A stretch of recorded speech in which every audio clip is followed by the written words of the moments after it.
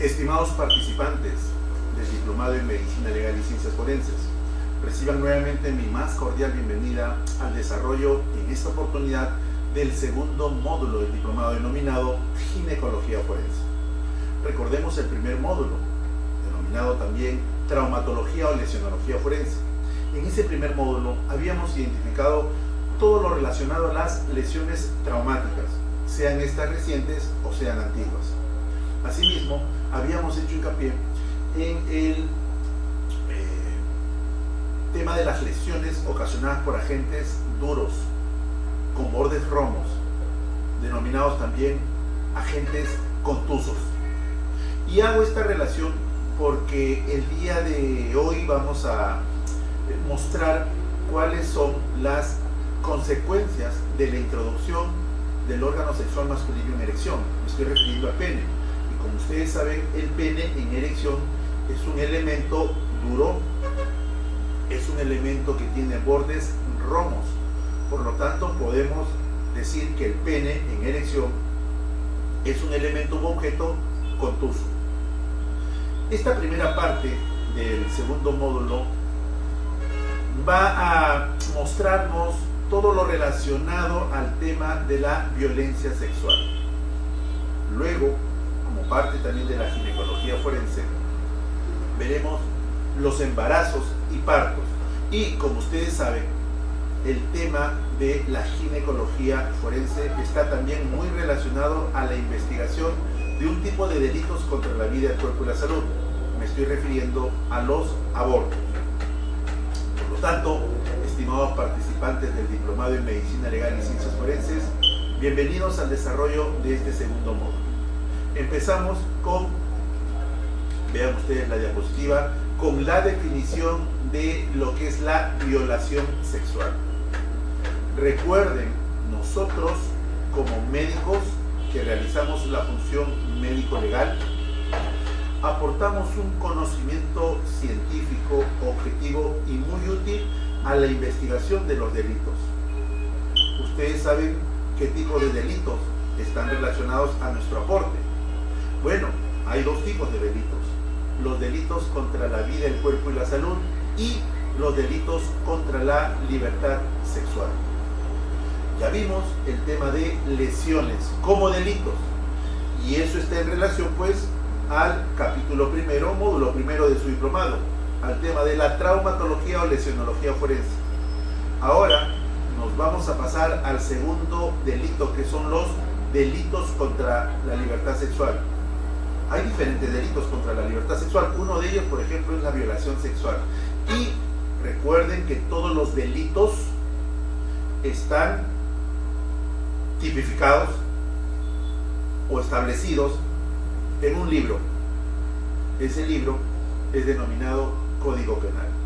Estoy utilizando términos muy sencillos para su entendimiento, ya que estoy frente a la comunidad médica. Por lo tanto, como especialista en medicina legal, voy a omitir los términos muy técnicos para hacer un abordaje claro, preciso, pero sobre todo muy dirigido para que usted lo pueda realizar, porque ya saben que el médico cirujano que no es especialista en medicina legal también puede realizar la función médico-legal, siempre y cuando haya sido esto dispuesto por la autoridad competente. Estaríamos hablando por el fiscal, o hasta incluso puede ser también por una comisaría, si es que usted está atendiendo en un lugar donde no hay fiscalía, pues la fiscalía delega esta potestad o facultad a las comisarías para que ellos elaboren oficios petitorios solicitando este tipo de examen, que se llama el examen de integridad sexual. Vamos a un caso práctico. Usted está en un establecimiento de salud de primer nivel de atención, acude una persona, puede ser una mamá con su niña, y le refiere que la niña ha sido víctima de una violación sexual.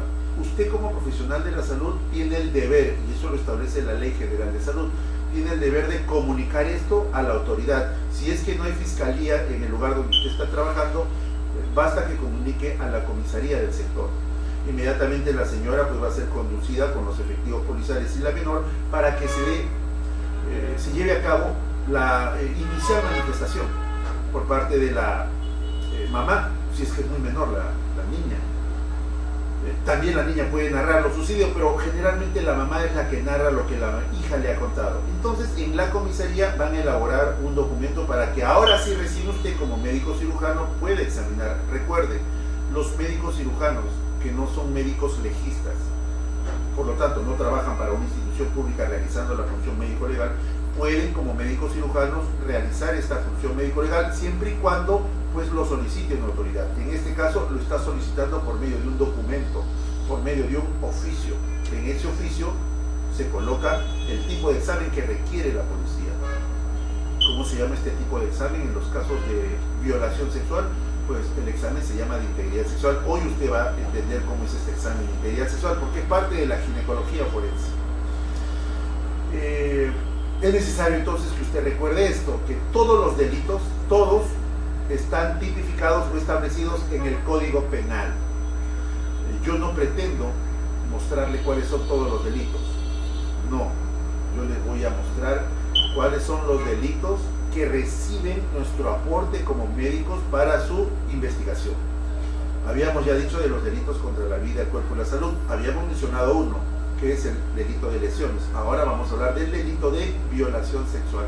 Entonces, a continuación, en esta diapositiva, miren ahí, miren, lo están viendo ahí, pues les presento la definición vigente de lo que es la violación sexual. Ojo, del punto de vista jurídico.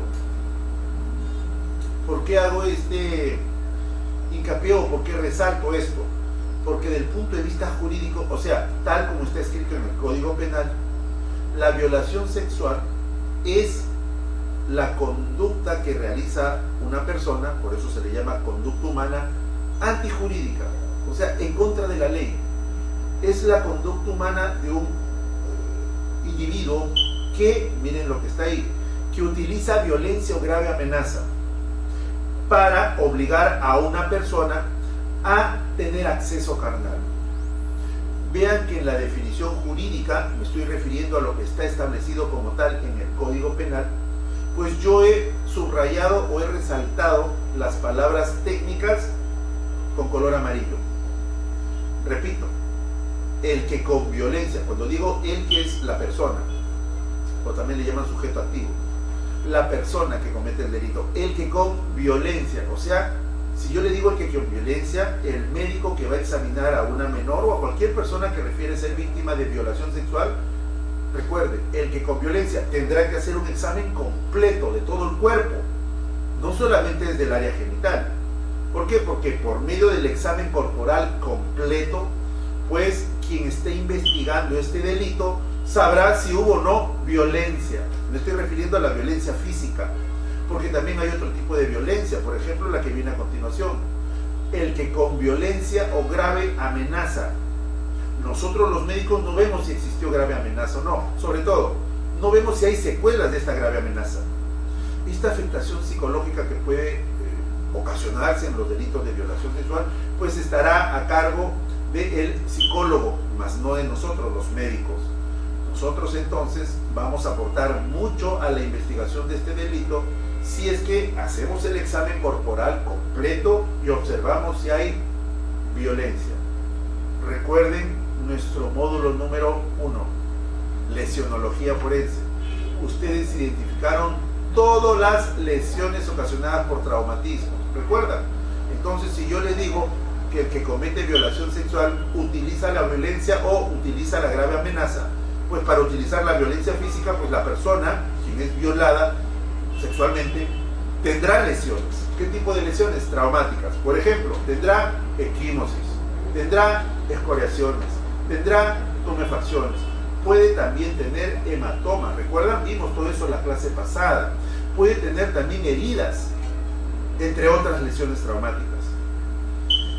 Por lo tanto, esta primera interpretación que hacemos de la norma va dirigido al médico cirujano. No olviden, señores colegas, estimadas colegas, a todo el público en general que nos está observando en este diplomado, es muy importante para determinar si hubo o no violación sexual como delito que el profesional de la salud, en este caso el médico cirujano, haga un examen completo del cuerpo, desde la cabeza hasta los pies. ¿Para qué? Para determinar si existen lesiones traumáticas. Quien está haciendo la investigación va a dar el contexto jurídico a eso que se está investigando. Nosotros no, nosotros solamente certificamos si hay o no lesiones físicas. Muy bien, el que con violencia o grave amenaza obliga a una persona, estamos hablando ya de la víctima, obliga de una persona que puede ser de sexo masculino o de sexo femenino, que puede ser menor de edad como adulto o adulto mayor, que puede estar consciente o no. Obliga a una persona a tener acceso carnal. ¿Qué cosa es el acceso carnal? Bueno, es la introducción del pene en erección por medio de las siguientes vías. El Código Penal lo establece: por vía vaginal, por vía anal o por vía bucal. Cuando hablo del pene en erección, quiere decir que es la introducción de un objeto, lo dije hace un momento, de un objeto contuso. Quiere decir que ese objeto tiene una dureza y también tiene bordes romos.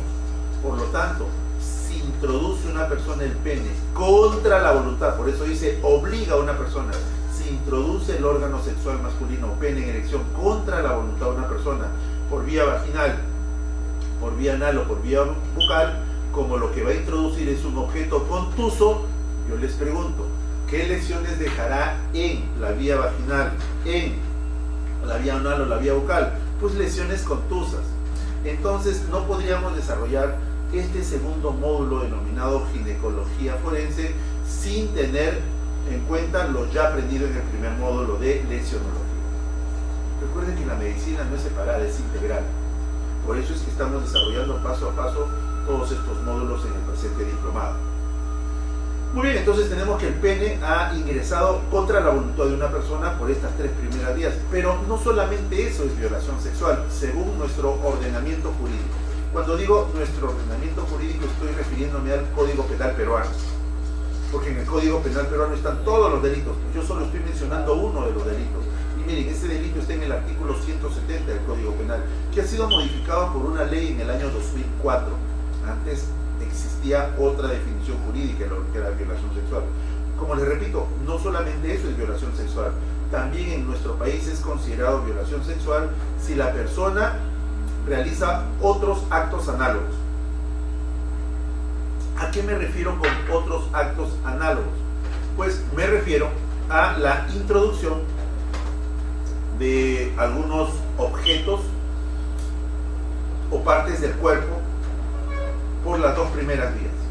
Cuando digo objetos, me estoy refiriendo, por ejemplo, a objetos duros también, como algún objeto tipo un palo, puede ser tipo una botella, tipo un plumón, bueno, tipo una, por ejemplo, verdura, bueno, cualquier objeto que tenga las características análogas o semejantes. Puede ser también la introducción de una prótesis o un consolador, también una prótesis de origen sexual, una prótesis en forma de pene, también le pueden introducir. Si es contra la voluntad de esta persona, pues eso configuraría el delito de violación sexual. Realiza otros actos análogos, o sea, otros actos semejantes. Pero también aquí se suma no solamente la introducción de objetos semejantes, sino también de partes corporales humanas, por ejemplo, la introducción del victimario sobre la persona del dedo. Y esto tiene que ocurrir en las dos primeras vías. ¿A qué me refiero? A que existirá violación sexual si le introducen objetos o partes del cuerpo por la vía vaginal o por la vía anal, más no por la vía bucal. Porque si a una persona, por ejemplo, le introducen este objeto que tiene una dureza peculiar por la boca contra su voluntad, pues eso no es violación sexual. Tendría que introducirse este objeto ¿por dónde? Por vía vaginal o por vía anal. Y si es hombre, pues solamente será por vía anal. Ese es el contexto de cómo se interpreta un delito de violación sexual. Pero a nosotros como médicos cirujanos, ¿qué es lo que nos debe llamar la atención en la interpretación de esta norma jurídica? Pues que debemos de realizar, uno, un examen corporal completo para determinar si hay lesiones traumáticas, sean recientes o sean antiguas. Igual hay que hacer un examen completo. ¿Eso para qué va a servir? Para que pues el que interpreta esta norma o quien está a cargo de la investigación en nuestro país es el fiscal o representante del Ministerio Público, para que él pueda tener los elementos de convicción y decir que aquí hubo violencia. También pues el fiscal solicitará una evaluación psicológica, claro, primero solicita una evaluación médica a cargo de nosotros y después psicológica. Y nosotros médicamente pues debemos determinar si ya a nivel genital existen lesiones también traumáticas ocasionadas por la introducción del pene o por cualquier objeto de similares características. Estoy hablando de un objeto contuso a nivel vaginal, a nivel anal o a nivel, si estamos hablando de solo la introducción del pene, pues a nivel bucal. Pero si estamos hablando de otros actos análogos, serán solo por vía vaginal o por vía anal. Bien, esto es un poco lo que un médico debe conocer respecto al derecho penal. Recuerdan que en el módulo anterior también habíamos identificado la importancia que tiene pues el conocer el derecho penal relacionado a las lesiones como delitos. ¿Recuerdan? Habían lesiones graves, habían lesiones leves como delitos. Ahora, en el contexto de la violencia familiar, ya se habla también de agresiones, que son nuevos delitos. Y nosotros, pues como médicos, no vamos a emitir un diagnóstico sobre si hay lesiones leves o lesiones graves. No, solamente debemos de describir o certificar la existencia de lesiones traumáticas con sus respectivos nombres, con sus respectivas características como dimensión en centímetros, color, forma, ubicación anatómica, y con eso es suficiente para que el que esté investigando pues utilice ese conocimiento y pueda, como decimos, armar su rompecabezas y decir aquí si existió un delito, por ejemplo el de lesión grave o lesión leve. Y en el caso de violación sexual igual, nosotros no podemos concluir si hay signos o no de violación sexual. Nosotros solamente vamos a certificar la existencia de lesiones, miren, a nivel genital y por lo que está por fuera de la región genital. Puede ser lo que está alrededor, a eso se le llama región o área paragenital. Estoy hablando de los glúteos, estoy hablando de los muslos, cara interna de los muslos, estoy hablando de la región púbica, pues todo lo que está alrededor del área genital, a eso se le llama región o área paragenital. Y lo que está por fuera, que se llama área extragenital. Bien, todo esto entonces lo vamos a graficar, como lo hicimos en el módulo anterior, de manera más práctica y aplicativa, con imágenes. Aquí tenemos una imagen muy clásica. Todos los médicos que están siguiendo este diplomado deben reconocer esta imagen porque es una imagen del libro clásico de anatomía descriptiva de Netter. En el libro de Netter pues tenemos esta imagen muy ilustrativa. ¿Por qué? Porque en primer lugar tienen que reconocer que luego del examen corporal pasamos al examen preferencial, digámosle así. Estoy refiriéndome al examen genital. El examen del área genital en una mujer se examina en esa posición. ¿Cuál es esa posición? Ahora entenderán por qué esto se enseña en el módulo de ginecología forense. Esa posición es la posición ginecológica. En posición ginecológica se realiza el examen de integridad sexual. ¿Qué es lo que están ustedes observando? Veamos aquí en la pizarra. Miren, aquí está la posición ginecológica y aquí tenemos la vulva, ¿sí? Eso se separa, los labios vulvares se separan. Lógicamente me voy a colocar guantes y como hay una humedad característica a nivel genital, pues puedo utilizar gasas y con eso separar muy suavemente. Separo la vulva y voy a observar algunas estructuras anatómicas. A ver, veamos. Tenemos aquí el clítoris, tenemos acá la uretra. Miren, aquí tenemos una membrana que delimita un orificio aquí en el centro. Esa membrana se llama himen. Por dentro del orificio tendríamos el conducto vaginal o vagina. Tenemos aquí también la horquilla vulvar, unión de la vulva o labios vulvares. Tenemos aquí esta estructura anatómica que se llama periné. Y tenemos aquí el ano, también llamado esfínter anal. ¿Listo? Entonces ahí tenemos el área genital. Ya saben que lo que está por fuera del área genital, estoy hablando a nivel glúteo, a nivel de los muslos o a nivel del pubis, a eso se le llama área paragenital. Y lo que está en el resto del cuerpo se llama área extragenital. Yo le pregunto ya a nivel de esta de este momento de nuestro módulo, ¿el examen de integridad sexual incluye solo el examen del área genital? La respuesta es no. Usted tiene que decirme, doctor, el examen de integridad sexual ante la denuncia de violación sexual, pues incluye el examen de la región o área genital, paragenital y extragenital.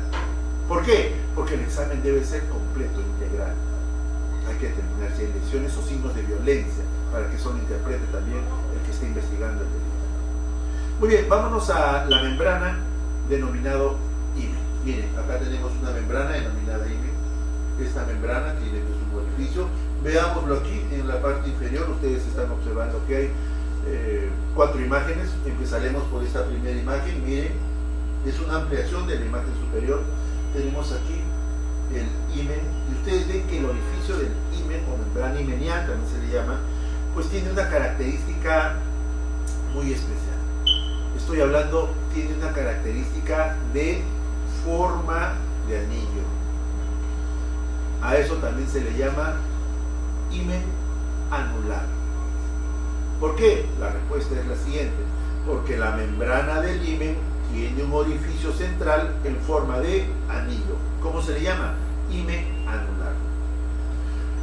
Sigamos, la segunda imagen es una membrana que tiene un tabique en el medio. Sí, es una especie de repliegue mucoso que forma como un tabique, que deja 2 orificios en la membrana himenial. A esa membrana himenial o himen se le llama himen tabicado o septado. Solo estoy refiriéndome a la membrana. No quiere decir, y no lo interpreten así, de que la vagina esté tabicada. No, no estamos hablando de temas congénitos. Estamos hablando de que es una membrana que tiene un tabique en el medio, por lo tanto, delimita 2 orificios. Bien. Tercera membrana. Es una membrana que tiene múltiples orificios. Los orificios son llamados cribas. Por lo tanto, este será un himen cribiforme. Recuerden, membrana del himen puede tener un orificio central único. Si es de forma circular o en forma de anillo, a esa membrana se le llama himen anular. Si es que tiene un tabique, pues himen tabicado o septado. Y si es una membrana que tiene múltiples orificios, a eso se le llama himen cribiforme. Cribiforme. Bien, nos quedamos con estos 3 primeros himenes. Yo les quisiera preguntar lo siguiente en este momento. Observando estas 3 membranas, ¿podemos determinar que hubo acceso carnal? Hay 2 respuestas, ¿eh? O sí o no. No hay una tercera. ¿A qué me estoy refiriendo con el acceso carnal, que estaba tipificado así en el Código Penal? Pues a la penetración del pene hasta la vía vaginal. ¿Recuerdan la definición o concepto jurídico que mostré hace un momento? Yo les pregunto, ¿por ahí habrá penetrado el pene o no? ¿Qué creen? Bueno, ustedes saben que anatómicamente este orificio en una mujer fértil, o sea, estoy hablando de una mujer que ya presentó una menstruación, en una mujer fértil, el orificio de la membrana himenial tiene un diámetro. Cuando hablo de diámetro, me estoy refiriendo a esto, al diámetro. Al diámetro. Yo les pregunto, es una pregunta anatómica. El diámetro del orificio del himen en una mujer fértil. Estoy hablando del diámetro del orificio del himen anular. ¿Es de cuántos centímetros? Usted me tiene que responder. Dependiendo la edad, puede ser hasta 2.5 centímetros. 2.5 centímetros. Si es 2.5 centímetros a más, puede ser 2.8, puede ser 3, puede ser 3.5. Entenderán que nosotros hay que siempre cuantificar esa medición en centímetros. Por lo tanto, ese examen no se hace solo. Ese examen se recomienda hacerlo con alguien más. Uno para que extienda la vulva y observe la membrana himenial, y otro para que esté acercando un testigo métrico para hacer la medición correspondiente. Es un examen complejo, pero yo lo estoy enseñando para que usted lo haga.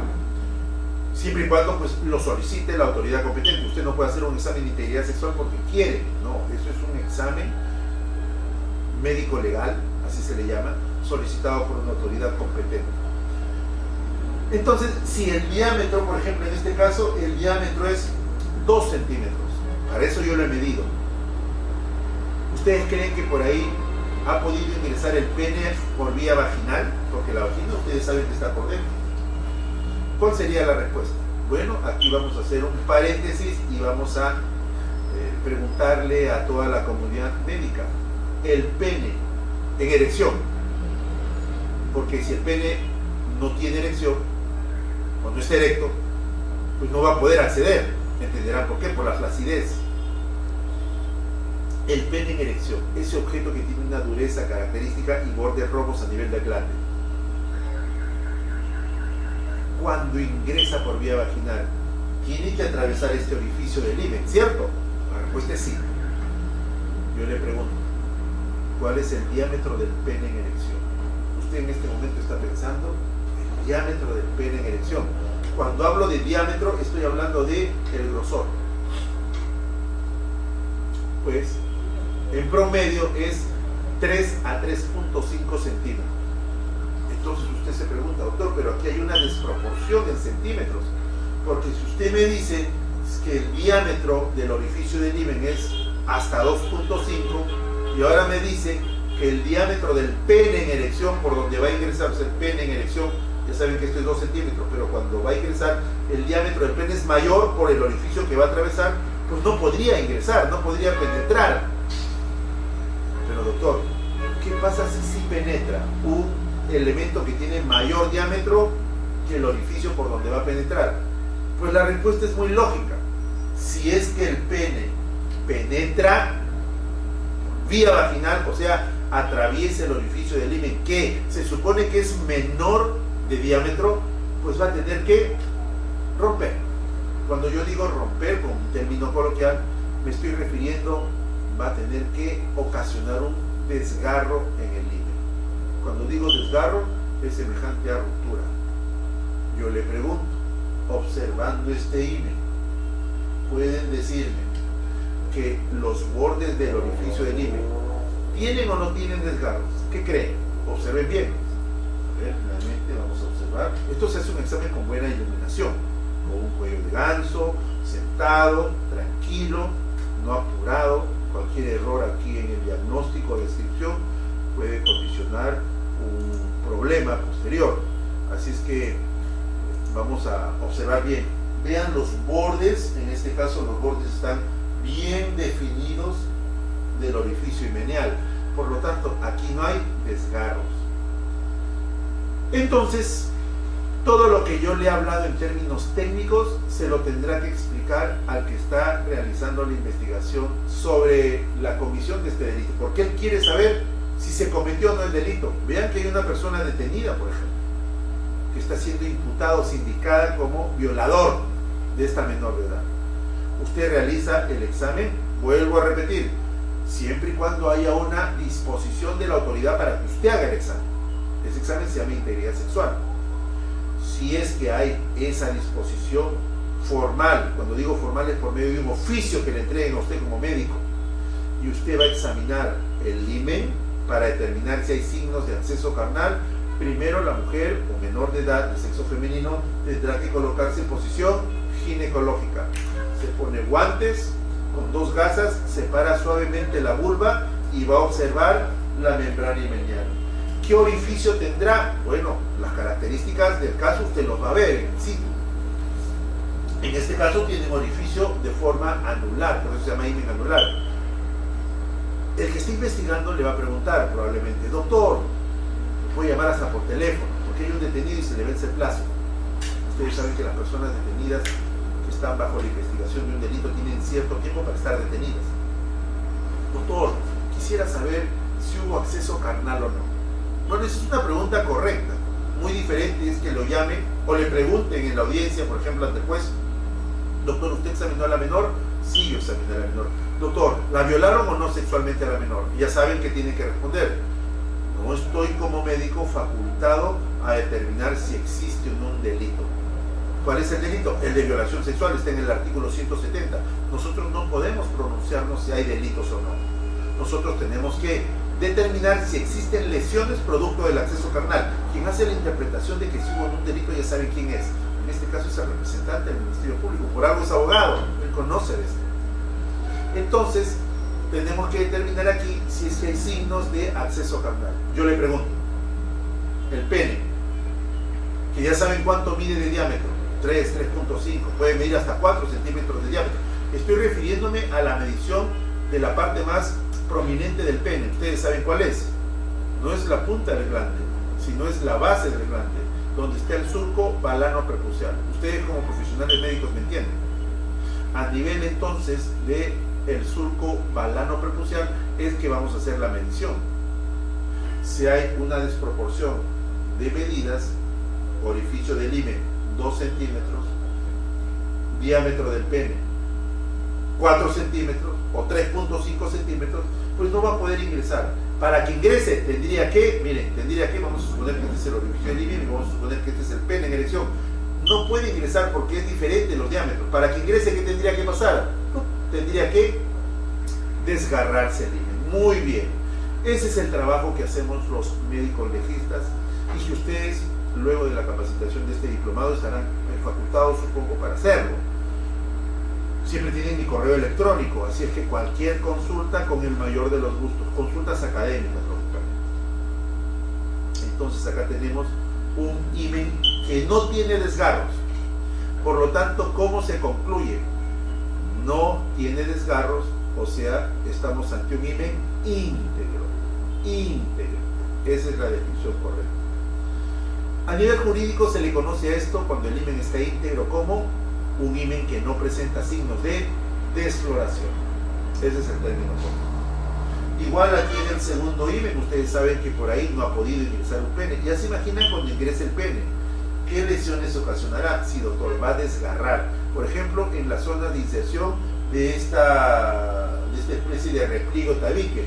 Si esto fuera un reloj, aquí serían en horas, a ver, en horas 12, y aquí serían en horas 6. Entonces probablemente tendríamos desgarros del himen en horas 12 y en horas 6. Y esos son signos de acceso carnal. Ahora, vamos a salirnos un poquito sobre este tema de la parte técnica. Yo les voy a preguntar si existen signos de acceso carnal, o sea, signos de penetración del pene, de ingreso del pene a nivel vaginal porque ha atravesado el orificio del himen. ¿Esto habrá sido consentido o no consentido? Estoy hablando, ¿esta persona habrá tenido relaciones sexuales voluntarias o han sido relaciones sexuales obligadas, contra su voluntad, involuntarias? ¿Usted qué tiene que responder como médico? No lo sé. Como doctor voy a responder que no lo sé. Claro.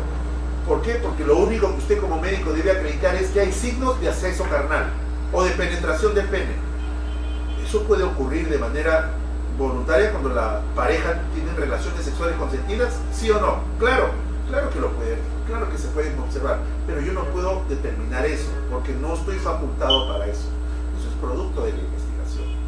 Muchas veces los detenidos por violación sexual, sobre todo por haber mantenido relaciones, por ejemplo, con menores de edad, manifiestan de que la relación sexual fue consentida. Si a usted le preguntan como médico si usted puede determinar si esta relación sexual o acceso del pene por vía vaginal fue consentido o no, ya sabe qué responder. Usted no está facultado para eso. Repito, al igual que lo hice en el módulo primero de lesionología forense, nosotros solo estamos facultados para certificar. Si yo certifico es porque previamente descrito, observado, para certificar lesiones traumáticas. Estamos hablando de las lesiones corporales, usted ya lo aprendió en el módulo primero, y ahora estamos hablando de las lesiones a nivel genital. Tercera pregunta, vean este tercer himen. Bueno, creo que aquí en consenso me dirán que por ahí no ha accedido el pene, por ahí no ha ingresado el pene, sí.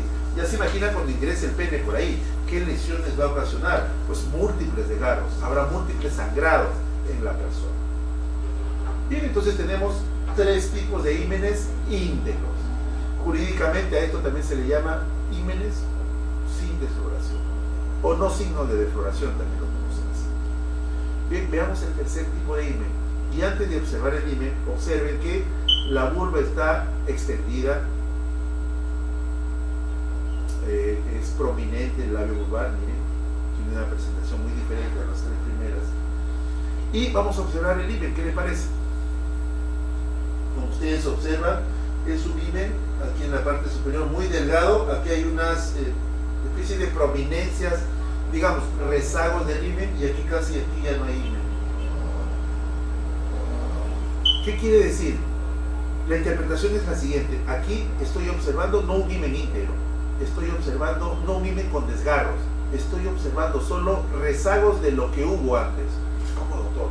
¿Cómo que hubo antes? Claro, aquí hay rezagos del himen, y los rezagos del himen o partes del himen que han quedado se observan en los partos vaginales antiguos. Para que usted me entienda, en una mujer que tuvo partos vaginales anteriores, cuando sale el producto fetal e incluso hacen la episiotomía y luego la episiografía, pues quedan rezagos del himen. ¿Cómo se le llaman a los rezagos del himen?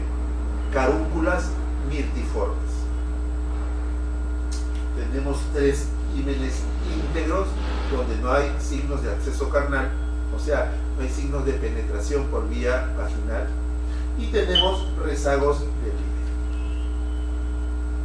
Yo les pregunto, una mujer que ha tenido un parto previo, o ha tenido, por ejemplo, 3 partos previos, el último parto hace 5 años, ¿puede ser violada sexualmente o no? La respuesta es sí. ¿Encontraremos lesiones en el himen en una mujer que ya tuvo partos previos? La respuesta es no. Si te preguntan por qué no, porque ya no hay un himen íntegro, solo hay rezagos del himen. Entonces la investigación apuntará a ¿qué? A ver si hay otras lesiones, no como desgarros, sino otras lesiones como por ejemplo la presencia de quimosis por la introducción o penetración violenta del pene, digámosle así. Van a haber equimosis, van a haber tumefacciones, van a haber lesiones corporales. Muy bien, entonces tenemos, miren, casi media hora en la explicación de esta sola imagen muy ilustrativa de Nether. Pero ese es un esquema. Ahora, con el permiso que ustedes espero me brinden, porque están inscritos en un diplomado y por temas éticos yo siempre tengo que solicitar el permiso previo, voy a mostrar ya no gráficos o ilustraciones, sino algunas imágenes reales. Pero antes de esto necesito mostrar estas 2 imágenes como introducción. Ya estos no son esquemas, ya estos son imágenes que corresponden a fotos reales. Vean este primer esquema, perdón, es una foto. Ven aquí que hay los 2 dedos del examinador con guantes, se está separando la vulva. Es una menor de edad porque no hay aún desarrollo del vello púbico. Miren, acá está la vulva. Ya te imaginas, el diámetro de un dedo más o menos es 1 centímetro, para algunos 1,5 centímetros. Ya te imaginas el diámetro aquí de cuánto es, ¿no? Entonces, el orificio que estás viendo en esta membrana muy rosada, mire el orificio del himen. ¿Cuánto medirá? Más o menos de 1 centímetro. De diámetro estoy hablando. Cuando hablo de diámetro me estoy refiriendo a esto, al diámetro. La respuesta es, doctora, ahí mide menos de 1 centímetro de diámetro. Claro, eso ocurre en las menores de edad. Las menores de edad, por ejemplo, si estamos en una menor de 10 años, podemos tener 1 centímetro o 1,5 centímetros de diámetro. Ya te imaginas si por ahí alguien pretende introducir el pene en erección, por ejemplo, a alguien adulto, pues le va a ocasionar desgarros muy sangrantes que incluso pueden comprometer otras estructuras anatómicas como el perineo. Bueno, aquí estamos separando, con mucho cuidado estamos separando la vulva y estamos observando el himen. Veamos el orificio, un diámetro de 1 centímetro, puede ser menos. Vean los bordes del himen, díganme si hay alguna ruptura o desgarro. No, los bordes están bien definidos. Por lo tanto, ¿cuál sería la descripción? Himen íntegro, no hay lesiones traumáticas en la membrana himenial. ¿Cuál sería la conclusión? No desfloración. Está además decir no desfloración himeniana, porque cuando hablamos de desfloración nos estamos refiriendo al himen. ¿Listo? Vamos con esta segunda foto. Aquí, por ejemplo, ya es una puber. Para eso se hace un examen también especializado que hacemos los médicos legistas llamado estimación de la edad aproximada en base a los caracteres sexuales externos. Esto se complementa también con un examen odontológico forense para ver la presencia de segundas, terceras molares, características de las piezas dentales.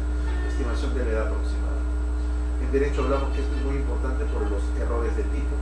Quiere decir que no es lo mismo que alguien tenga 13 años y que tenga una apariencia de 14, 15 o 16 años. Eso ya el derecho penal se encarga de hacer la investigación en base a estos factores. Pero bueno, médicamente nosotros solamente nos encargamos de determinar si el limen o membrana limenial tiene algún tipo de lesión. Veamos la segunda imagen. Este es el limen y el orificio está aquí en el centro. Díganme si hay algún desgarro o lesión o ruptura. La respuesta es ninguna, doctor. No vaya a confundir este extremo con un desgarro, no. Es un himen anular también. No hay ningún desgarro. Entonces, ambos himenes están íntegros. No hay signos de acceso carnal. No hay signos de penetración por vía vaginal. No hay desgarros. No hay rupturas. ¿Ah? ¿Cuáles serían las conclusiones de estos dos exámenes? No desfloración, no desfloración. No vaya a poner no signos de violación sexual, por favor. Usted es un médico, ¿ya? Usted no es el juez. Solamente el juez al final va a determinar si hubo o no hubo el delito de violación sexual. Eso usted tiene que conocerlo, porque hay muchos colegas que de repente no han sido capacitados, o si han sido capacitados no lo han hecho correctamente, no lo han capacitado correctamente, me refiero a eso, y estén determinando si hay violación o no sexual. Eso no está como atribución del médico. Bien, aquí tenemos otro himen, miren, lo están viendo, es un himen de un menor de edad. Miren la forma, es una forma anular, y miren aquí el borde. Veamos todo el borde. Es un borde íntegro, no hay ninguna ruptura. Vamos a medir el diámetro. Cuando digo diámetro me estoy refiriendo a este diámetro. Miren, hay diferentes tablas en diferentes artículos de investigación. Aquí tenemos en esta columna las edades en años, y aquí tenemos los diámetros de los orificios. Por ejemplo, una menor de 2 años de edad tendría un diámetro de menos de medio centímetro. Estoy refiriéndome a 0.4 centímetros, que es lo mismo a 4 milímetros. Una menor de 2 a 5 años estaría pues, en un diámetro de 5 en promedio. De 6 a 9, 9 milímetros o 0.9 centímetros. Y de 10 sería pues de 1 a 1.5 centímetros. Son estudios, tenemos ahí al autor de este estudio. Asimismo, respecto al pene, tenemos el pene flácido.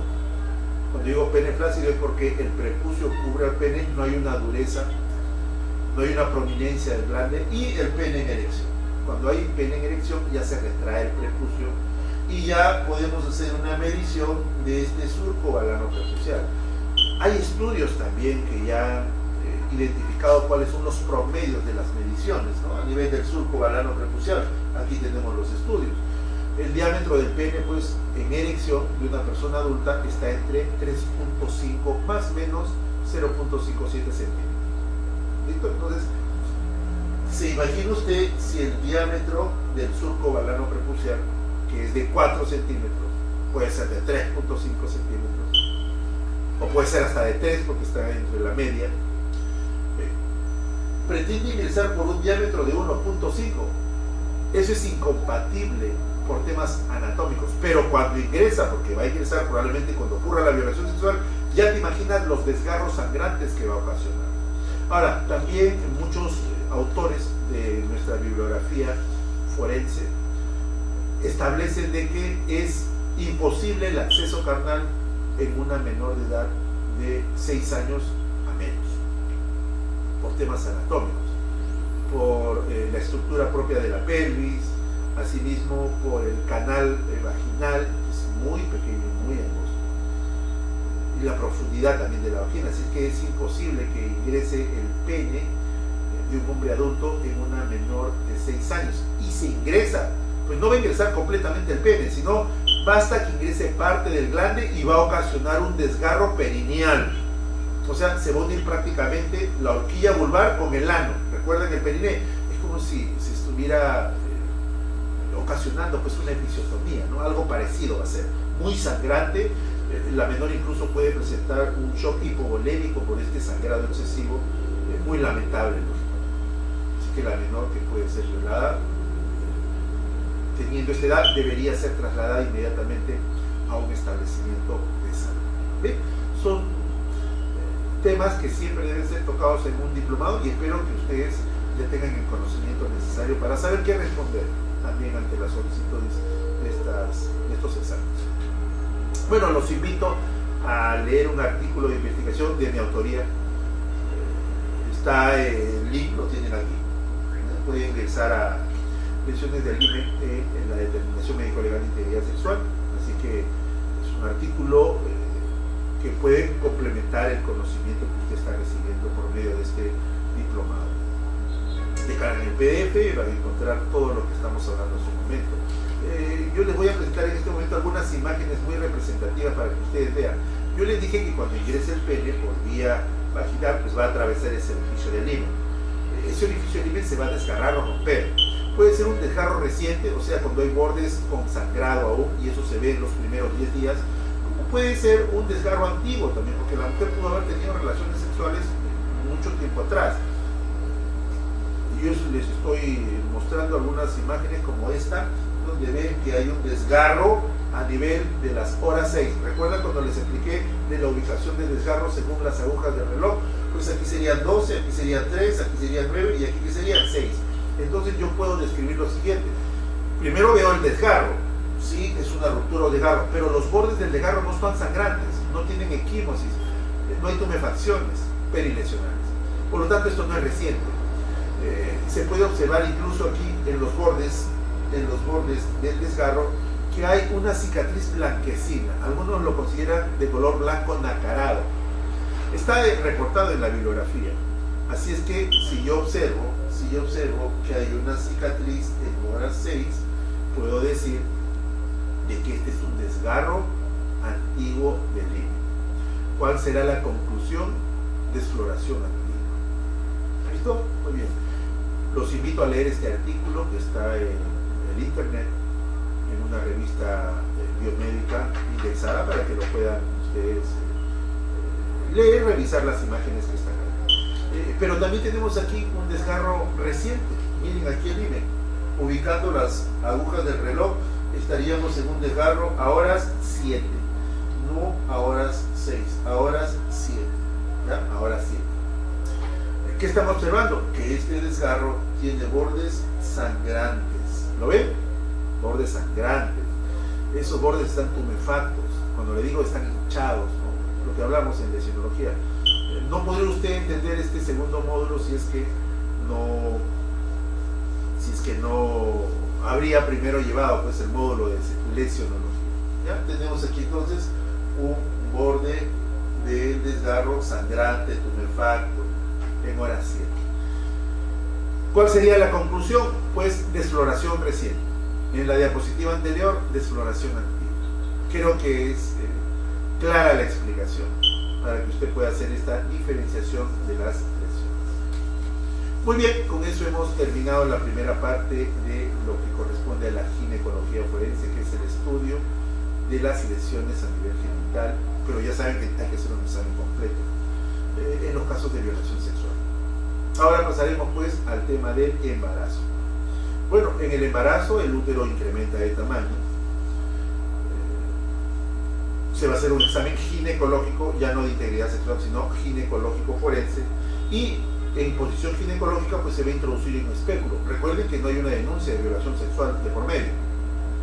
A nadie se le va a ocurrir ante una denuncia de violación sexual, teniendo en cuenta de que pueden haber lesiones a nivel himeneal, que el médico le esté introduciendo un espéculo metálico. Eso no es correcto. Entonces, si es por ejemplo una denuncia por abortos, voy a hacer el examen ginecológico, voy a introducir el espéculo y voy a observar el cuello uterino o cervix. Aquí estoy observando el cuello uterino, que es puntiforme. ¿Hay algún desgarro alrededor del cuello uterino que me pueda hacer pensar que existió la introducción de un agente u objeto metálico como legra? No, es un cuello uterino puntiforme. Es un cuello uterino puntiforme, en el cual usted está observando pues que no hay ninguna lesión alrededor. ¿Listo?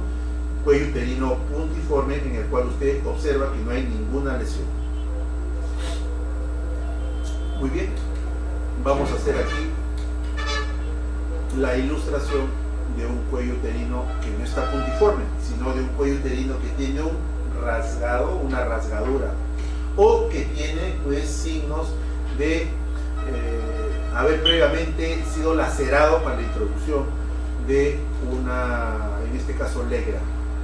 Me estoy refiriendo a la evacuación del contenido intrauterino en casos de embarazo intencional por parte del que lo hace. Aquí el delito pues lo configura el derecho penal no solo generando una responsabilidad al que hace la extracción intrauterina, sino también al que la permite, en este caso a la mujer que estaba gestando. Bueno, tenemos un cuello uterino con signos de un desgarro previo, ¿no? Ahí existió una introducción pues, de algún elemento que ha desgarrado el cuello uterino.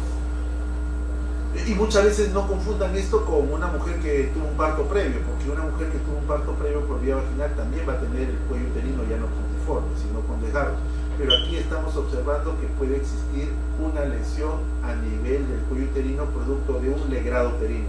Como ustedes saben, en el legrado uterino, vean, le introducen la legra por vía vaginal y hacen, aquí está por vía vaginal, aquí está el orificio del cuello uterino, y hacen una evacuación endometrial, ¿no? Intrauterina. Pues aquí el cuello uterino va a quedar lacerado, van a haber laceraciones, y posteriormente va a quedar rasgado el cuello uterino. Y son signos pues de los abortos.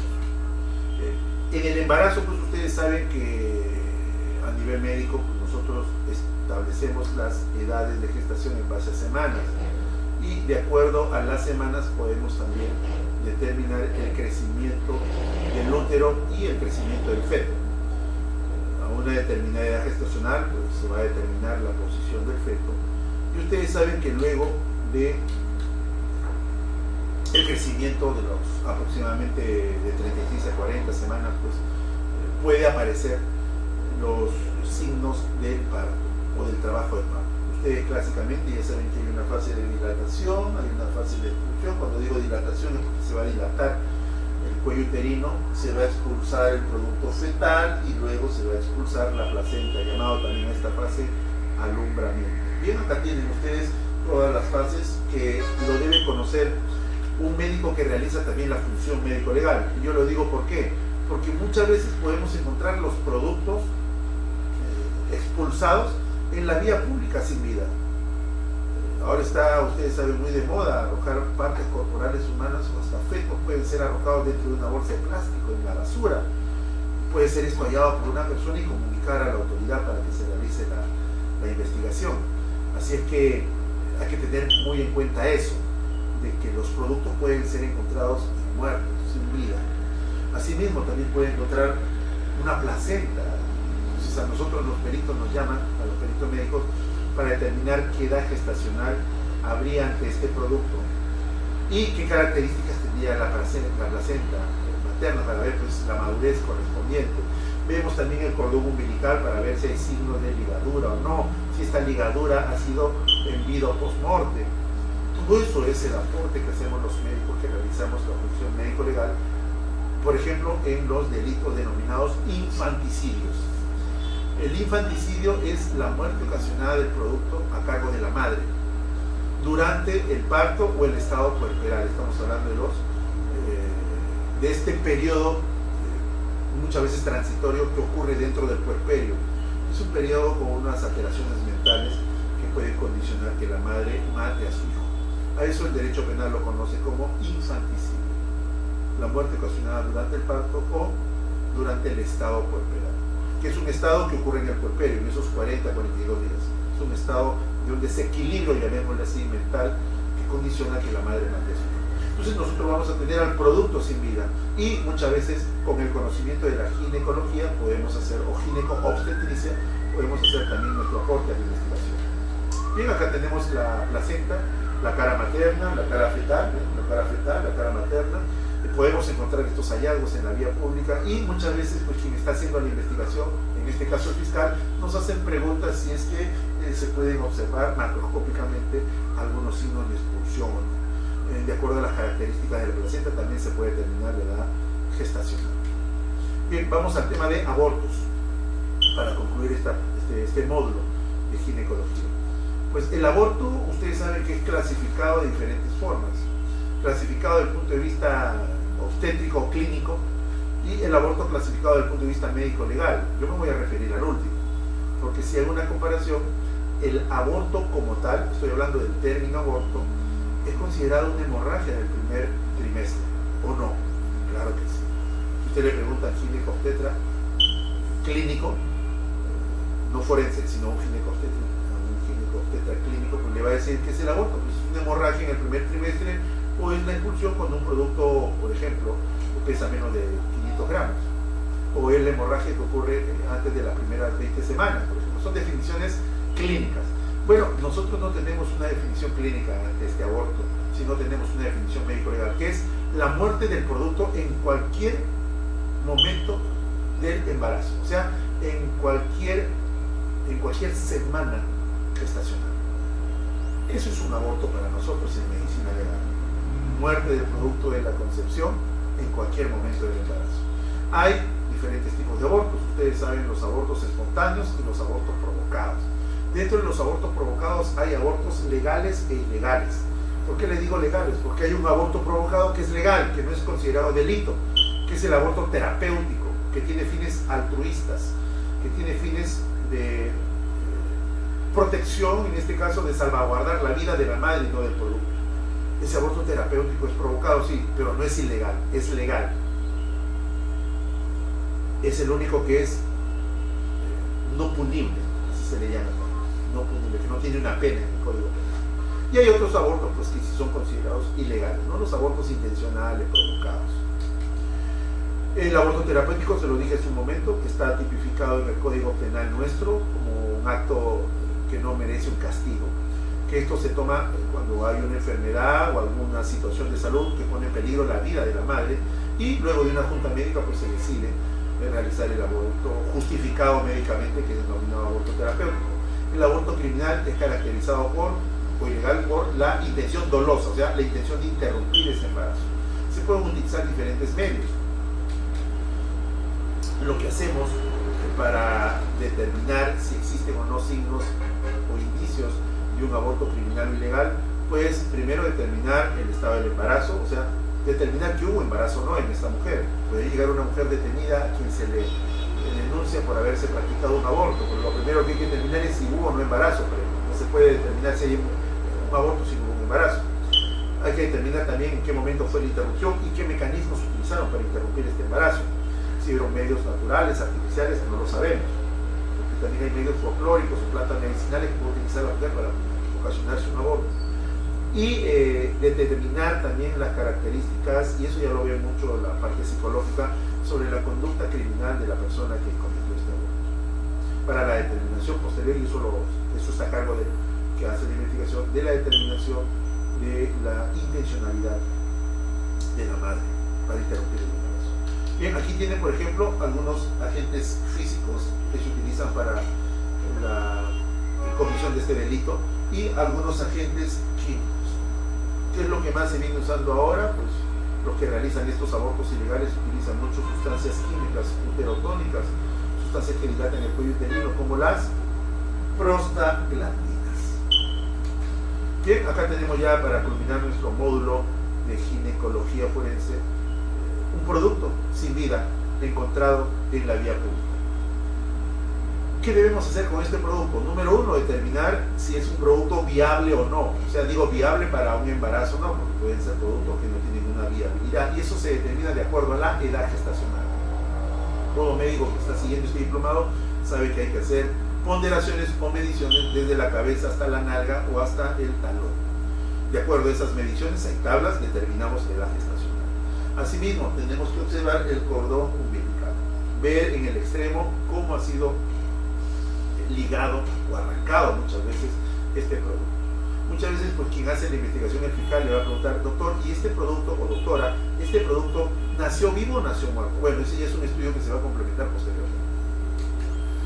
Muchas veces podemos encontrar partes corporales fetales, miren ahí. Y no olviden siempre utilizar el término de embrión y feto. Embrión en las primeras 8 semanas, luego de la 8ª semana de gestación, cuando ya hay desarrollo óseo, pues estamos hablando de un feto. Hay diferentes formas de evacuación de los productos a nivel pues, intrauterino. Miran, se utilizan pinzas, se pueden utilizar también algunos cáusticos a nivel de la cavidad amniótica, ¿no? Y a veces le hacen el seguimiento con una ecografía. El clásico mecanismo del aborto por medio de la legra uterina, por eso se le llama legrado, ¿no? Introducción de algunas otras sustancias o algunos instrumentos para extraer el producto intrauterino. Vean aquí, ahí también estamos viendo cómo ingresa la legra y hace el raspado clásico a nivel intrauterino y muchas veces puede ocasionar perforaciones, como lo que están viendo aquí. Este es un caso médico legal. Miren cómo se ha perforado la cavidad uterina, miren todo el sangrado, la hemorragia interna, los hematomas ante un, a ver, yo le pregunto, ¿feto o embrión? La respuesta es embrión. ¿Por qué? Porque estaríamos, de acuerdo a la medición, en un producto de menos de 8 semanas de edad gestacional. Entonces muchas veces los aborteros, como no saben, introducen la legra y perforan el útero. Y como ven que la mujer entra en un estado de hipotensión, de hipovolemia, pues de taquicardia, se asustan y se retiran y la mujer muere. Y nosotros muchas veces hacemos pues el trabajo de levantamiento del cadáver de estas mujeres. Pueden morir en hoteles, que ahora ya los abortos se hacen de esa manera. Ustedes ven muchos anuncios que dicen solución del atraso menstrual, etcétera, pues puede condicionar esto. Es muy lamentable observar a una mujer pues, ya sin vida. Cuando se hace la necropsia a nivel interno ya se observa pues, que hay este producto y la conclusión será que aquí existe una perforación uterina y una muerte gozada. Muy bien, aquí están observando los diferentes cuellos uterinos. Vean, dos cuellos uterinos normales, puntiformes. En cambio aquí ya estamos viendo un cuello uterino entreabierto, hemorrágico, miren, producto de un aborto instrumental. Muy bien, estimados participantes, hemos llegado al fin de este segundo módulo denominado ginecología forense y los invitamos a continuar con los siguientes módulos que ya se vienen trabajando para el fortalecimiento académico de sus competencias como médico cirujano.